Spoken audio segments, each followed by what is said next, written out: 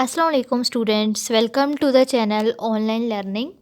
Today we learn about the biology for grade 11. आज का हमारा टॉपिक है chloroplast. What is chloroplast? Chloroplast is a discoid structure which consist of 3 parts.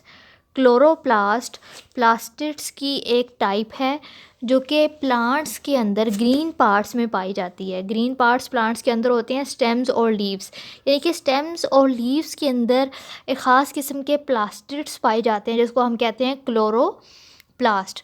Chloroplast एक discoid structure है. Discoid structure का मतलब ये है कि इसकी जो शेप होती है वो डिस्क की तरह की होती है, डिस्क शेप होती है. और क्लोरोप्लास्ट को फर्दर 3 पार्ट्स में डिवाइड किया गया है.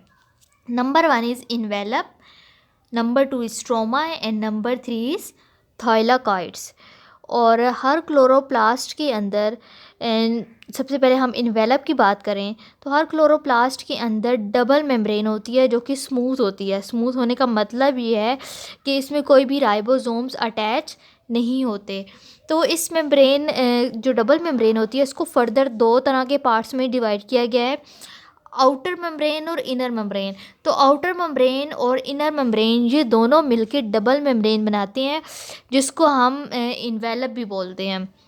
तो जो आउटर मेम्ब्रेन है, सबसे पहले हम बात करें आउटर मेम्ब्रेन यानी बाहर वाली मेम्ब्रेन, और इनर मेम्ब्रेन यानी कि अंदर वाली मेम्ब्रेन. तो सबसे पहले हम आउटर मेम्ब्रेन की बात करें तो आउटर मेम्ब्रेन के अंदर माइटोकॉन्ड्रिया की तरह पोरेंस होते हैं. पोरेंस का मतलब है कि इसके अंदर छोटे छोटे सुराख होते हैं, प्रोटीनियस वो होल्स होते हैं जिसको हम पोरेंस का नाम देते हैं. और इन पोरेंस की मदद से जितने भी स्मॉल मॉलिक्यूल्स हैं वो इसमें से इजीली जो है वो उसमें से ट्रांसफ़र हो सकते हैं. Next is inner membrane. Inner membrane semi permeable होती है, यानी इसका मतलब ये है कि आउटर मेम्ब्रेन में से तो सारी चीज़ें जो है वो आसानी से गुजर रही होती हैं, लेकिन जो इनर मेम्ब्रेन है वो सेमी परमिएबल है. इसका मतलब ये है कि कुछ चीज़ों को गुजरने देती है, अपने अंदर से पास होने देती है, और कुछ चीज़ों को नहीं पास होने देती, यानी कि ये सिलेक्टिवली परमिएबल होती है. और इनर मेम्ब्रेन जो है वो प्रोटीन से मिलके बनी होती है. तो आउटर मेम्ब्रेन और इनर मेम्ब्रेन के दरमियान जो स्पेस होती है, एक ख़ास किस्म की स्पेस होती है, उसको हम कहते हैं inter membrane space. Inter membrane जैसे कि इसके नाम से पता चल रहा है, इंटर मेम्ब्रेन का मतलब है मेम्ब्रेन्स के दरमियान. तो मेम्ब्रेन्स के दरमियान में जो जगह खाली रह जाएगी, बिल्कुल एम्प्टी स्पेस होगी, उसको हम बोलते हैं इंटर मेम्ब्रेन स्पेस. और इंटर मेम्ब्रेन स्पेस 25 से लेके 75 एंगस्ट्रम तक इसकी जो है वो विड्थ होती है. Structure of chloroplast. अगर हम क्लोरोप्लास्ट के स्ट्रक्चर को देखें तो क्लोरोप्लास्ट के अंदर एक ग्राउंड मैस होता है, यानी कि उसकी जो बिल्कुल बेस होती है उसको हम बोलते हैं स्ट्रोमा. तो ये जो स्ट्रोमा होता है ये क्लोरोप्लास्ट का ग्राउंड मैस होता है, एक किस्म का बैकग्राउंड होता है. और ये जो स्ट्रोमा होता है ये कलरलेस प्रोटीनीशियस सब्सटेंसेस से मिलके बना होता है, जिसमें माइटोकॉन्ड्रिया की तरह स्मॉल सर्कुलर डीएनए होता है. यानी कि इसके अंदर स्ट्रोमा के अंदर जो है स्मॉल सर्कुलर डीएनए पाया जाता है, और इसमें आरएनए की जितनी भी काइंड्स हैं वो पाई जाती हैं. राइबोसोम्स इसके अंदर होते हैं, राइबोसोम्स इसके अंदर 70S वाले होते हैं. और इसके अलावा स्ट्रोमा के अंदर बहुत से इंजाइम्स पाए जाते हैं. इसी तरह से स्ट्रोमा के अंदर एक क्लोरोफिल्स का एक सिस्टम बना होता है जो कि डबल मेम्ब्रेन से मिल के बना होता है, और इसको हम बोलते हैं लेमिलाए. लेमिलाए क्या करते हैं? लेमिलाए जो है एक फ्लैटेंड सैक लाइक स्ट्रक्चर्स होते हैं. लेमिलाए मिल के सैक लाइक स्ट्रक्चर्स बनाते हैं जिसको हम बोलते हैं थाइलाकाइड्स. जैसे कि आपको इस पिक्चर में नज़र आ रहा है कि ये सैक लाइक स्ट्रक्चर्स लेमिलाए मिल के बना रहे हैं. तो इन सैक लाइक स्ट्रक्चर्स को हम बोलते हैं थाइलाकाइड्स. और थाइलाकाइड्स की फर्दर 2 तरह की टाइप्स होती हैं. Number 1 is smaller thylakoids and number 2 is larger thylakoids. तो सबसे पहले हम बात करते हैं स्मॉलर थाइलाकाइड्स. स्मॉलर थाइलाकाइड्स को हम ग्रेना लेमिलाए भी बोलते हैं. ग्रेना लेमिलाए का मतलब ये है कि ये जो स्मॉलर थाइलाकाइड्स होते हैं ये डिस्क लाइक इनकी शेप होती है, जैसे कि आप उसको इस पिक्चर में नज़र आ रहा है कि इनकी जो शेप है वो डिस्क की तरह की होती है और ये एक दूसरे के ऊपर पड़े होते हैं। जिस तरह से हम कॉइन्स रख देते हैं, एक दूसरे के ऊपर कॉइन्स रखते हैं, तो इस तरह से स्मॉलर थाइलाकाइड्स भी कॉइन्स की तरह एक दूसरे के ऊपर पड़े होते हैं। तो जब ये एक स्टैक बना देते हैं, बहुत से थाइलाकाइड जब एक दूसरे के ऊपर पड़े होंगे, एक स्ट्रक्चर बनाएंगे कंबाइन होके, उस स्ट्रक्चर को हम बोलते हैं ग्रेनम। जैसे कि आप इस पिक्चर में देख सकते हैं कि ये सिक्कों की तरह एक दूसरे के ऊपर पड़े हैं, तो जब ये कंबाइन होके एक स्ट्रक्चर बनाते हैं जिसको हम बोलते हैं ग्रेना।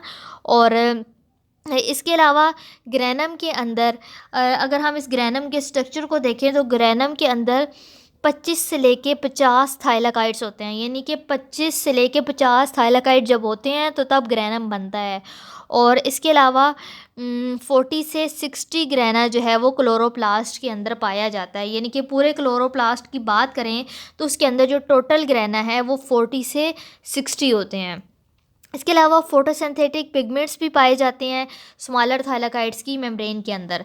और इसके अलावा थाइलाकाइड्स की जो सेकंड टाइप है जिसको हम बोलते हैं लार्जर थाइलाकाइड्स एंड स्ट्रोमा लेमिलाए। ये है हमारे पास लार्जर थाइलाकाइड जिसको हम स्ट्रोमल लेमिलाए भी बोलते हैं। ये क्या करते हैं, ये आपस में ग्रेना को एक दूसरे के साथ कनेक्ट करते हैं। जैसे कि आप इस पिक्चर में देख सकते हैं कि ये हमारे पास ग्रेना है और ये भी हमारे पास ग्रेना है, तो ये दोनों ग्रेना आपस में एक चीज़ के साथ कनेक्ट हुए होते हैं, एक स्ट्रक्चर के साथ कनेक्ट हुए हुए हैं। तो वो स्ट्रक्चर जो कि दो ग्रेना को आपस में कनेक्ट कर रहा है, उस स्ट्रक्चर को हम बोलते हैं लार्जर थाइलाकाइड या स्ट्रोमल लेमिलाए।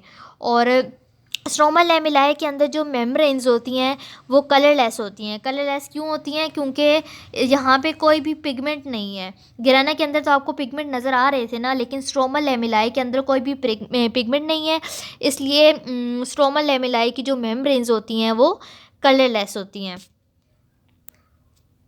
Functions of chloroplast. अब हम क्लोरोप्लास्ट के फंक्शंस की बात करें तो क्लोरोप्लास्ट का जो सबसे मेन जो फंक्शन है वो ये है कि क्लोरोप्लास्ट जो है फोटोसिंथेसिस के लिए साइट प्रोवाइड करता है, यानी फोटोसिंथेसिस का जो प्रोसेस होता है वो क्लोरोप्लास्ट के अंदर होता है। तो फोटोसिंथेसिस के जो प्रोसेस होता है उसमें दो तरह की रिएक्शंस होते हैं। एक होता है लाइट डिपेंडेंट रिएक्शंस, यानी ऐसा रिएक्शन जिसमें लाइट की ज़रूरत होती है, और दूसरा रिएक्शन लाइट इंडिपेंडेंट रिएक्शन, यानी ऐसा रिएक्शन जिसमें लाइट की ज़रूरत नहीं होती। तो क्लोरोप्लास्ट के ये जो दोनों स्टेप्स हैं, ये दोनों स्टेप्स क्लोरोप्लास्ट के अंदर होते हैं। तो सबसे पहले हम बात करते हैं लाइट डिपेंडेंट रिएक्शन की। ऐसा रिएक्शन जिसमें सनलाइट को कैप्चर किया जाता है और उसको ट्रांसफॉर्म कर दिया जाता है एटीपी में। तो ये जो रिएक्शन होता है ये क्लोरोप्लास्ट के ग्रेना रीजन में होता है, यानी कि क्लोरोप्लास्ट के अंदर जो ग्रेना वाला रीजन है उसके अंदर ये जो प्रोसेस है ये होता है। और जो दूसरा रिएक्शन है जिसको हम लाइट इंडिपेंडेंट रिएक्शन कहते हैं। लाइट इंडिपेंडेंट रिएक्शन का दूसरा नाम है हम डार्क रिएक्शन भी कह सकते हैं, क्योंकि ये सूरज की रोशनी में नहीं होता बल्कि अंधेरे में होता है, इसलिए हम इस रिएक्शन को डार्क रिएक्शन भी बोल सकते हैं। तो डार्क रिएक्शन में क्या होता है कि कार्बन डाइऑक्साइड जो है वो रिड्यूस हो जाती है। कार्बन डाइऑक्साइड रिड्यूस होती है और रिड्यूस होकर कन्वर्ट हो जाती है कार्बोहाइड्रेट्स के अंदर। जैसे कि आप इस पिक्चर में देख सकते हैं कि ये हमारे पास कार्बन डाइऑक्साइड है, ये रिड्यूस्ड हो रही है केल्विन साइकिल के ज़रिए और कन्वर्ट हो रही है कार्बोहाइड्रेट यानी शुगर्स में। और इस एक्टिविटी के लिए जो इंजाइम्स होते हैं और वो क्लोरोप्लास्ट के स्ट्रोमा रीजन में होते हैं। जैसे कि आप इस देख सकते हैं कि ये जो डार्क रिएक्शन है ये द स्ट्रोमा वाले रीजन में हो रहा है। ये हमारे पास क्लोरोप्लास्ट का स्ट्रक्चर है, ये उसमें ये ग्रेना रीजन है, ये उसमें के अंदर ग्रेना पाए जाते हैं और ये उसका स्ट्रोमल रीजन है। तो ग्रेना वाले रीजन में लाइट डिपेंडेंट रिएक्शन हो रहा है, यानी ऐसा रिएक्शन जिसमें लाइट की ज़रूरत है। और लाइट इंडिपेंडेंट रिएक्शन जिसमें लाइट की ज़रूरत नहीं है वो क्लोरोप्लास्ट के स्ट्रोमा वाले रीजन में हो सकता है। Next cellular organelle is centrioles. Centrioles are non-membranous cell organelles found mainly in animal cells. Centrioles ऐसी सेलुलर ऑर्गेनेलीज हैं जो कि एनिमल सेल्स में पाई जाती हैं। और इसके अलावा centrioles fungi like protist, fungi like protist में हमारे पास एग्जांपल है स्लाइम मोल्ड्स की और वाटर मोल्ड्स। तो स्लाइम मोल्ड्स और वाटर मोल्ड्स के अंदर भी सेंट्रियोल्स जो हैं वो पाए जाते हैं। Shape and size of centrioles. What is shape of centrioles? Centrioles are rod shaped structures. Centrioles की जो shape होती है वो बिल्कुल rods की तरह की होती है.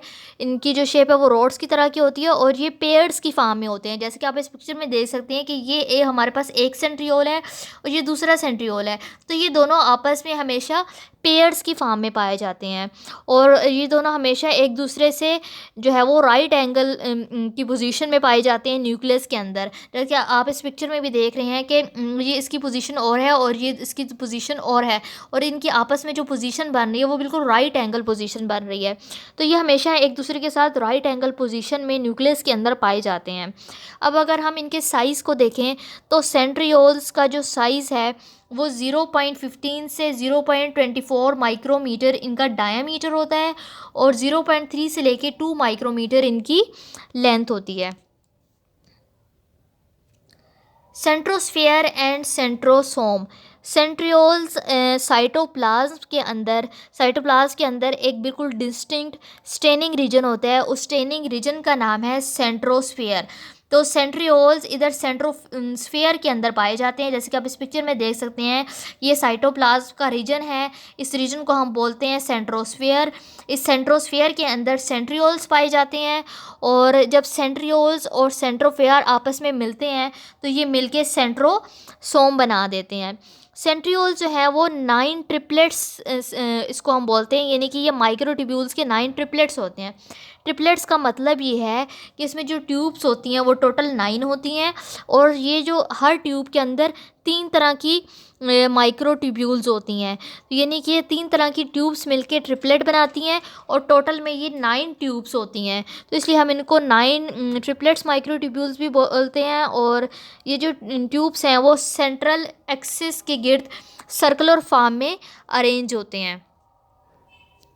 Functions of centrioles. सेंट्रियोल्स का फंक्शन जो है वो सेल डिवीजन में होता है. वो किस तरह से कि सेल डिवीजन से पहले जो सेंट्रियोल्स का पेयर होता है, सेंट्रियोल्स का पेयर क्या करता है, सेंट्रियोल्स का पेयर डुप्लीकेट हो जाता है, कन्वर्ट हो जाता है 2 पेयर्स में, यानी अपनी रेप्लिकेशन कर देता है, डिवाइड होकर कन्वर्ट हो जाता है 2 तरह के पेयर्स में जो कि ऑपोजिट साइड्स पे जाके मूव कर देते हैं. ये सेल है, सेल के ये ऑपोजिट साइड्स पे मूव करेंगे न्यूक्लियस के और ये जो सेंट्रियोल पेयर्स हैं ये आगे से जाके कन्वर्ट हो जाते हैं माइक्रोट्यूब्यूल्स में. ये माइक्रोट्यूब्यूल्स में कन्वर्ट हो जाते हैं जिसको हम स्पिंडल फाइबर्स भी बोलते हैं. और माइक्रोट्यूब्यूल सेल डिवीजन में के दौरान जो है ये कन्वर्ट हो जाती हैं माइक्रोट्यूब्यूल्स में. और ये जो पूरा स्ट्रक्चर होता है स्पिंडल फाइबर्स का, यानी स्पिंडल फाइबर्स का यहाँ पे जो पूरा स्ट्रक्चर है इसको हम बोलते हैं माइटोटिक अपरेटस. और माइटोटिक अपरेटस के ज़रिए क्रोमोसोम्स की डिस्ट्रीब्यूशन होती है डॉटर सेल्स में सेल डिवीजन के दौरान. इसके अलावा सेंट्रियोल जो है वो कन्वर्ट हो जाते हैं बेसल बॉडीज़ में और काइनेटोसोम में ये कन्वर्ट हो जाते हैं किसी भी सेल के सीडिया और फिलेजेला के अंदर. I hope student you have gained the concept of chloroplast and centrioles. If you like my video, kindly subscribe my channel. Allah Hafiz.